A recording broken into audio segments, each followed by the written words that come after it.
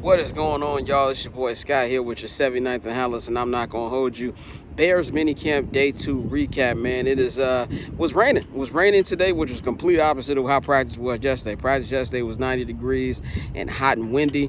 Today it was raining during the camp. I mean, actually doing practice. But as you can see right now, look pretty fucking good outside, man. But we are here, man. It was if you care about stats and things like that, or how an offense looks in the first week of June, then I'll tell you this was a pretty good practice for the offense. Really felt like Caleb was in control. He went one drive, was like a 94-yard drive, went like 6 of 6 or something like that, and he also had 2 touchdowns. So if you care about June stats, Caleb had a good day. We spoke to a lot of defenders today, man. So let's start with Jaquan Brisker. We all know what happened with Jaquan last year. He got that concussion, I think it's his 3rd career concussion, and he missed not only the London game against Jacksonville, but missed the rest of the season. But it was good to see him here. He was happy to see us, and so we talked to him about everything that went through. We haven't spoken to him in almost a year. Kind of feels like what that whole process went and how he's excited about getting into this new season. I mean, it's hard. I love football. Been playing since I was 4. It's hard being away from ball. So just had to keep my mind right and just lock in. At the risk of a silly question, what did it feel like when week by week by week you still weren't cleared? Mm-hmm. It was hard. It was hard. Being away from football, especially week to week.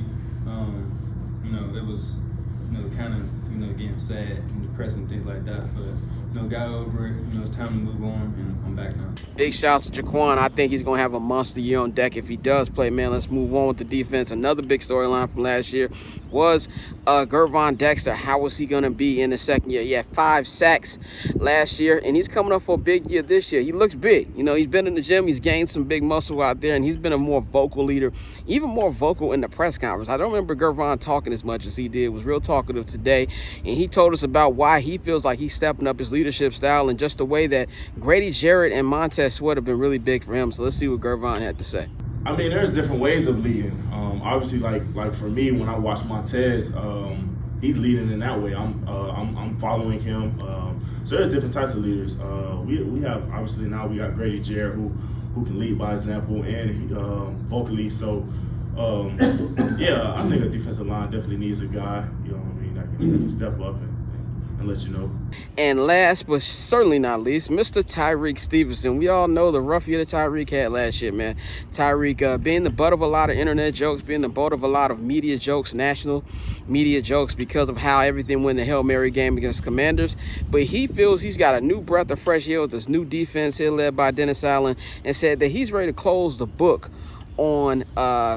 chapter on that book that happened last year and wait for something new. So he told us what he feels about that, and also about being coached by Dennis Allen this new year for him, year 3. They real big on the details. Like I've been in a program, Kirby Smart and all that, where the details is the main thing, but I've never been where it's like we're gonna go inside that detail and fix that. So I feel like the details that they are trying to install in us will help us on the field and kind of off the field with how we process everything.